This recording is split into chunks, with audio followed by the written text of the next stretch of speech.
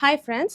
பூனேல ஒரு 22 வயதான பெண்மணி போலீஸ் ஸ்டேஷன்ல போய் ஒரு கம்ப்ளைண்ட் குடுக்குறாங்க. என்ன கம்ப்ளைண்ட் அப்படின்னு பார்த்தீங்கன்னா, என்ன வந்து ஒரு டெலிவரி பாய் பாலியல் வன்கொடுமை பண்ணிட்டான். அதுவும் எங்கன்னா, என்னோட வீட்லயே வச்சு.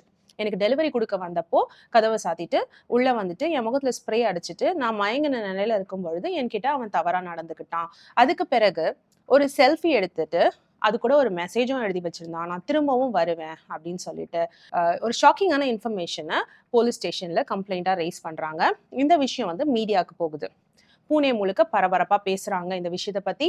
எல்லா இன்ஃப்ளூயன்சர்ஸும் இத எடுத்து பேச ஆரம்பிக்கிறாங்க. பூனேல பெண்களுக்கு பாதுகாப்பு இல்ல. எப்படி வந்து வீட்ல இருக்க ஒரு பொண்ணுக்கு இந்த மாதிரி நடக்கலாம்? ஸோ காவல்துறை என்ன பண்ணுது? பெண்களுக்கு வந்து பாதுகாப்பு இல்லாத இடமா இருக்கு பூனே அப்படின்ற மாதிரியான டாக்ஸ் வந்து நெறையா வருது. ஸோ போலீஸும் இந்த இஷ்யூவ ரொம்ப சீரியஸா எடுத்துட்டு இன்வெஸ்டிகேஷன்ல இறங்குறாங்க. 3 நாள்ல எல்லா விஷயத்தையுமே கண்டுபிடிக்கிறாங்க. கடைசியில பார்த்தா, இந்த பொண்ணு சொன்னதெல்லாம் வந்து முற்றிலும் தவறான ஒரு குற்றச்சாட்டு. அதாவது அப்படி ஒரு விஷயம் நடக்கவே இல்ல. ஸோ இத பத்தி தான் நம்ம விரிவா இந்த வீடியோல பார்க்க போறோம். வாங்க வீடியோக்குள்ள போகலாம். பூனே ஒரு பிஸியான பிளேஸ் நம்ம எல்லாருக்குமே தெரியும். ஒரு 22 வயதான ஐடி எம்ப்ளாயி ஒரு பொண்ணு ஜூலை 4த் அன்னைக்கு ஒரு கம்ப்ளைண்ட் ரைஸ் பண்றாங்க. அந்த கம்ப்ளைண்ட்ல அவங்க என்ன சொல்றாங்கன்னா, கொரியர் பாய் வந்து என் வீட்டுக்கு வந்தான். அந்த வரும்பொழுது அவன் வந்து எனக்கு பென் வேணும் அப்படின்னு சொல்லி கேட்டான். சரின்னு சொல்லிட்டு நான் பென் எடுக்கிறதுக்காக ரூமுக்கு போனேன். அந்த நேரத்துல அவன் உள்ள வந்துட்டான், கதவ சாத்திட்டான். அவன் கையில இருந்து ஏதோ ஒரு கெமிக்கல் ஸ்ப்ரேவ என் முகத்துல அடிச்சு என்ன அன்கான்ஷியஸ் ஆக்கிட்டான். அதுக்கப்புறம் என்ன பாலியல் வன்கொடுமை பண்ணிட்டான். அது மட்டும் இல்லாம என்ன வச்சு ஒரு செல்ஃபி எடுத்துட்டு ஒரு மெசேஜும் போட்டுட்டு போயிருக்கான். அந்த மெசேஜ்ல வந்து என்ன கன்வே பண்ணியிருக்கான்னா, நான் நெக்ஸ்ட் டைமும் வருவேன் அப்படின்னு சொல்லிட்டு. அதாவது நீ இந்த விஷயத்தெல்லாம் வந்து போலீஸ்க்கு போகுற, இன்ஃபார்ம் பண்ற அப்படின்னா, உன்னோட ஃபோட்டோஸ்லாம் என்கிட்ட இருக்கு. ஸோ நான் அதெல்லாம் நான் ரிலீஸ் பண்ணிருவேன் வெளியில சோஷியல் மீடியால அப்படின்ற மாரி என்ன மிரட்டிட்டு போயிருக்கான்னு சொல்லியிருக்காங்க. அது மட்டும் இல்லாம, அவன் வந்துட்டு போற வரைக்கும் நான் அன்கான்ஷியஸா தான் இருந்தேன். நான் முழிச்சு பார்க்கும்போது, அவன் இல்ல. அந்த கொரியர் பெர்சன் இல்ல. பட் எனக்கு ஏதோ நடந்திருக்குன்னு மட்டும் தெரியுது. அப்படின்னு வந்துட்டு அந்த பொண்ணு கம்ப்ளைண்ட் ரைஸ் பண்றாங்க.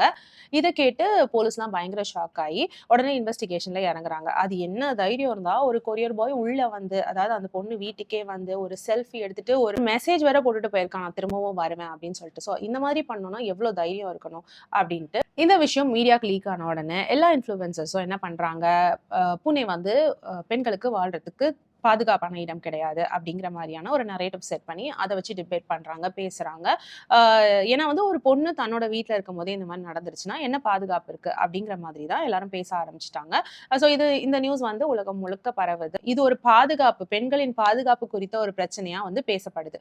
ஸோ அதனால என்ன பண்றாங்க, போலீஸ் வந்து கொஞ்சம் ஃபாஸ்டா இன்வெஸ்டிகேஷன்ல இறங்குறாங்க. அடுத்த 24 ஹவர்ஸ்ல எல்லா உண்மையும் கண்டுபிடிக்கிறாங்க. அந்த உண்மை என்னன்னு பாத்தீங்கன்னா, முதல்ல அந்த பொண்ணு சொன்ன ஒரு விஷயம் பாத்தீங்கன்னா, கொரியர் பர்சன் எனக்கு தெரியாம வீட்டுக்குள்ள வந்துட்டான், வந்து லாக் பண்ணிட்டான் அப்படின்னு சொல்லிட்டு. பட் அதுவே வந்து தப்பு. சிசிடிவி ஃபுட்டேஜ் வச்சு கண்டுபிடிச்சிருக்காங்க. அந்த பையன் வந்து இந்த பொண்ணோட ஃப்ரெண்டா. பல வருஷமா இவங்க 2 பேர் ஃப்ரெண்ட்ஸா. 1 இயர்க்கு மேலேயே இவங்க 2 பேர் ஃப்ரெண்ட்ஸா. ஸோ இந்த விஷயத்த கண்டுபிடிச்சிருக்காங்க. அண்ட் அந்த பொண்ணு தான் கதவு திறந்து வீட்டுக்குள்ளேயும் வர சொல்லியிருக்கு. அண்ட் அது மட்டும் இல்லாம அவங்க 2 பேருக்கும் நடுவுல நடந்த மெசேஜ் கான்வர்சேஷனும் இருக்கு. அதாவது வீட்டுக்கு எப்போ வரணும், எத்தனை மணிக்கு போணும், இது எல்லாமே இந்த பையன் இதுக்கு முன்னாடியே அவங்க வீட்டுக்கும் வந்துட்டு போயிருக்கானா. ஸோ அவங்களுக்கு நடுவுல இருந்த மெசேஜ் கான்வர்சேஷனும் இருக்கு. அது மட்டும் இல்லாம இவங்க ரொம்ப நாளா ஃப்ரெண்ட்ஸா இருக்கிறதுனால இவங்களோட ஃபோட்டோஸும் வந்துட்டு அந்த கேலரியில இருந்திருக்கு. ஆனா இந்த பொண்ணு என்ன பண்ணியிருக்காங்க, அந்த கேலரியில இருந்து எல்லா ஃபோட்டோஸையும் டெலீட் பண்ணிட்டு, அந்த மெசேஜஸ் இருக்கும் இல்லையா, அந்த பையன வர சொன்ன மெசேஜ், போக சொன்ன மெசேஜ், இத்தனை மணிக்கு வாங்கன்னு சொன்ன அந்த மெசேஜ் எல்லாத்தையுமே வந்து டெலீட் பண்ணியிருக்காங்க. ஸோ எல்லாத்தையுமே பிளான் பண்ணி தான் இந்த பொண்ணு டெலீட் பண்ணிட்டு கம்ப்ளைண்ட் ரைஸ் பண்ணியிருக்காங்க. சரி, அடுத்த விஷயம் பார்த்தீங்கன்னா, தான் முகத்துல வந்து கெமிக்கல் ஸ்ப்ரே அடிச்சதா சொன்னாங்க. அதுக்கான ஒரு தடயமும் கிடைக்கல. அந்த பொண்ணு மேல ஒரு கெமிக்கல் ஸ்ப்ரே பட்டதுக்கான எந்த ஒரு ஆதாரமும் கூட கிடைக்கலங்க. நெக்ஸ்ட் அந்த பொண்ணு சொன்ன விஷயம் என்னன்னா, என்ன வந்து செல்ஃபி எடுத்துட்டான். அண்ட் ஒரு மெசேஜும் அதுல போட்டிருக்கான். இந்த மாரி நான் திரும்பி வருவேன்னு சொல்லிட்டு அப்படின்ட்டு. ஸோ இந்த விஷயம் பார்த்தீங்கன்னா, இந்த விஷயம் அந்த பையனும், அந்த பொண்ணும் இருக்கும் பொழுது 2 பேரோட சம்மதத்தோட எடுத்த செல்ஃபி தானா. இந்த பொண்ணோட பேக் சைட் தெரியுதாம். அப்புறம் அந்த பொண்ணோட சைட் ஃபேஸ் தெரியுதாம். ஸோ அவங்க 2 பேரோட சம்மதத்தோட எடுக்கப்பட்ட ஒரு செல்ஃபி தானா. அது மட்டும் இல்லாம அந்த பையன் போனதுக்கு அப்புறமா இந்த பொண்ணு உட்கார்ந்து அந்த மெசேஜ அந்த ஃபோட்டோல எடிட் பண்ணி சேவ் பண்ணிட்டு இருக்காங்க. போலீஸ் கிட்ட காட்டும் பொழுது, இது பாருங்க, இந்த மாதிரி ஒரு மெசேஜ் வந்து அந்த பையன் எடுத்து என் ஃபோன்லயே வச்சுட்டு போயிருக்கான். அப்படிங்கிற மாரி காட்டிட்டாங்க. ஸோ இத வந்து போலீஸ்க்கு வந்து ரிகவர் பண்றது ஒண்ணும் கஷ்டம் இல்லல்ல. எப்படி இது நடந்ததுன்னு சொல்லிட்டு. ஸோ எல்லா டெலீட்டட் மெசேஜ், முன்னாடி இந்த ஃபோட்டோஸ் எல்லாத்தையுமே வந்து அவங்க ரிகவர் பண்ணிட்டு இருக்காங்க. ஸோ அதுல வந்து ரொம்ப கிளியரா தெரிஞ்சிருச்சு. இந்த பையன் வந்து இந்த பொண்ணோட ஃப்ரெண்டு. அண்ட் இந்த பையன் வந்து இந்த பொண்ணோட சம்மதத்தோட தான் வீட்டுக்கு வந்திருக்கான். இந்த பொண்ணோட சம்மதத்தோட தான் வந்து 2 பேரும் செல்ஃபி எடுத்திருக்காங்க. அப்படின்ற எல்லா ஆதாரத்தையும் வந்து போலீஸ் கலெக்ட் பண்ணிட்டாங்க. அடுத்து சொன்ன ஒரு விஷயம் பார்த்தீங்கன்னா, என்ன வந்து ரேப் பண்ணிட்டான். அதாவது வந்து பாலியல் வன்கொடுமை பண்ணிட்டான் அப்படின்ற ஒரு விஷயத்த சொல்லியிருந்தாங்க. இந்த விஷயத்துக்கு மட்டும் இன்னும் இன்வெஸ்டிகேஷன் போயிட்டுருக்கு. ஆனா, அதுக்கான எந்த ஒரு தடயமும் கிடைக்கல. அந்த இடத்துல அந்த மாரி ஒரு சம்பவம் நடந்திருந்தா ஏதாவது தடயம் இருக்குமேன்ட்டு, அந்த மாரி எந்த தடயமும் கிடைக்கல. ஆனா வந்துட்டு இந்த பொண்ண எக்ஸாமின் பண்ணா தெரிஞ்சு போயிடும். அதுவும் உண்மையா இல்லையா அப்படின்னு சொல்லிட்டு. இந்த ரேப் பத்தின விஷயத்துக்கு மட்டும் இன்னும் இன்வெஸ்டிகேஷன் போயிட்டு இருக்கு. அது இன்னும் கிளியரா தெரியல. அப்படி ஒரு விஷயம் நடந்ததா இவங்களுக்குள்ள அப்படின்னு சொல்லிட்டு, போலீஸ் வந்து அந்த பொண்ணுகிட்ட ஃபர்ஸ்ட் டைம் சிசிடிவி ஃபுட்டேஜ் காமிச்சு, உங்க வீட்டுக்கு யாருமே வரல. இந்த ஒரு பையன் மட்டும் தான் வந்துட்டு போயிருக்கான். நீங்க இந்த பையன தான் சொல்றீங்களா? அப்படின்னு கேட்டப்போ, இவன் யாருன்னே எனக்கு தெரியாது அப்படின்ற மாரி டினை பண்ணியிருக்காங்க. யாருன்னே தெரியாத பையனுக்கு நீங்க ஏன் கதவு திறந்து விட்டுருக்கீங்க அப்படின்னு சொல்லவும், அவங்க வந்து முன்னுக்கு பின் முரணாவே வந்து பதில் சொல்லிட்டே இருக்காங்க. இல்ல இந்த பையன் எனக்கு தெரியாது. இதுக்காக வந்தான், அதுக்காக வந்தான்னு மாத்தி மாத்தி பேசவும், போலீஸ்க்கு வந்து பயங்கரமா டவுட் வர ஆரம்பிச்சுருச்சு. அந்த பையன தவிர, அவங்க வீட்டுக்கு அந்த டைம்ல வேற யாரும் வரல. ஏன்னா வந்து அது ஒரு அபார்ட்மெண்ட். ஸோ அங்க சிசிடிவி எல்லாமே வந்து பொருத்தப்பட்டிருக்கு. எல்லா என்ட்ரியும் வந்துமே ரெக்கார்ட் ஆகுது. அதனால வந்துட்டு யாரும் என்ட்ரி போடாம உள்ள வரவும் முடியாது. ஸோ எல்லாம் நல்ல சேஃப்டி மெஷர்ஸோட இருக்கக்கூடிய ஒரு அபார்ட்மெண்ட். இந்த பொண்ணு என்ன நினைச்சு இத கம்ப்ளைண்ட் பண்ணாங்கன்னு தெரியல. ரொம்ப ஈஸியா கண்டுபிடிக்கக்கூடிய ஒரு விஷயம் தான் இது. நான் இந்த கேஸ ஃபர்ஸ்ட் டைம் படிச்சப்போவே, சரி இது என்னடா ரொம்ப சாதாரண விஷயமா இருக்கு. இது ரொம்ப ஈஸியா கண்டுபிடிச்சுருவாங்களே. ஏன்னா அவன் செல்ஃபி வேற எடுத்து வச்சுட்டு போயிருக்கான் ஆதாரத்துக்குன்ற மாரி அந்த பையன் ஈஸியா மாட்டிப்பானே! இவ்ளோ ஈஸியா மாட்டிக்கிற மாரியா ஒருத்தர் தப்பு செய்வாங்க? அப்டின்ற மாரி தான் நான் நெனச்சேன். ஆனா அதுக்கு ஏத்த மாரி பார்த்தீங்கன்னா, அந்த பொண்ணு வந்து அவ்ளோ வேலையும் பண்ணியிருக்கு. அந்த பொண்ணு தான் வந்து அந்த பையன் மேல பழி போடணுன்றதுக்காக அந்த வேலையெல்லாம் பண்ணியிருக்கு. அந்த பையன வந்து 2 நாள் உள்ள வச்சு விசாரிச்சு கண்டிஷன் பெயில்ல அனுப்பியிருக்காங்க வெளில. போலீஸ் என்ன சொல்றாங்கன்னா, இது வந்து தோல்வி அடைந்த ஒரு உறவுக்கான பழிவாங்குதலா கூட இருக்கலாம். இல்லன்னா வந்துட்டு தற்கொலை முயற்சிக்கு முன்னேற்பாடா கூட இருக்கலாம். அந்த மாதிரி ஏதாவது செட்டிங்கா கூட இருக்கலாம். அப்படின்னு வந்து போலீஸ் சந்தேகப்படுறாங்க. என்னன்னு அந்த பொண்ணு வாய திறந்தா தான் தெரியும். அந்த பொண்ணுக்கு மனநிலை பாதிப்பு இருக்கு அப்படின்னு ஒரு சைடுல பார்த்துட்டு இருக்காங்க. பட் இவ்ளோ விஷயத்த பிளான் பண்ணி அந்த பொண்ணு பண்ணியிருக்கு. ஆனா எதுக்காக பண்ணியிருக்குன்னு தெரியல. இன்னும் இன்வெஸ்டிகேஷன் போக போக தான் அத பத்தி நம்மளுக்கு வெளியில சொல்லுவாங்க.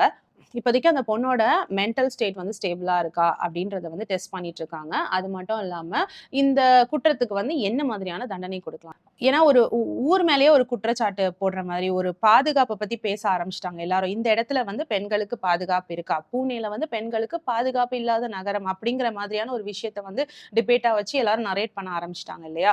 ஸோ இது வந்து போலீஸ்க்கு ஒரு பிரச்சனைக்குரிய விஷயம். இத வந்து அவங்க ரொம்ப சீரியஸாவே எடுத்து இத பத்தி விசாரிச்சுக்கிட்டு இருக்காங்க. இந்த மாதிரி பொய்யான புகார்கள் குடுக்குறவங்களுக்கு தண்டனை வந்து மிக கடுமையா இருக்கும் அப்படின்னு எச்சரிக்கவும் செஞ்சிருக்காங்க போலீசார். மட்டும் இல்லாம, இந்த மாரி பிரச்சனையில அதாவது இந்த மாரி பொய்யான புகார்கள்னால என்ன நடக்கும்னா, உண்மையா நாளைக்கு ஒரு பொண்ணு வந்து இந்த மாரி ஒரு விஷயம் நடந்ததுன்னு சொன்னா கூட, அத டக்குன்னு ஏத்துக்க மாட்டாங்க. அந்த மனநிலைமையில வந்து மக்கள் இருக்க மாட்டாங்க. இது வந்து பொய்யா இருக்குமோ! அப்டின்ற அந்த பொய்யான கண்ணோட்டத்தோட தான் பார்க்க தோணும். ஸோ, இந்த மாரி பொய்யான குற்றச்சாட்டுகள்னால, உண்மையா நடக்கிற விஷயத்த ஒரு பொண்ணு வெளில வந்து சொன்னா கூட, அத நம்புறதுக்கு ஆள் இல்லாம போயிருவாங்க. ஸோ, நம்பலாம் வந்து கொஞ்சம் விழிப்புணர்வோட செயல்படணும். டக்குன்னு எல்லா விஷயத்தையும் நம்பிறக்கூடாது. YouTubeல வர எல்லா விஷயமும், இல்ல மீடியால வர எல்லா விஷயமும் உண்மை அப்படின்னு சொல்லி நம்ம டக்குன்னு எடுத்து அத பத்தி எல்லாருக்கும் ஷேர் பண்றதும் வந்து தவறான விஷயம் தான். ஸோ என்ன ஏதுன்னு சொல்லி கொஞ்சம் அலசி ஆராய்ஞ்சு, அதுக்கப்புறமா விஷயங்கள பகிர்ந்தா நல்லாருக்கும்.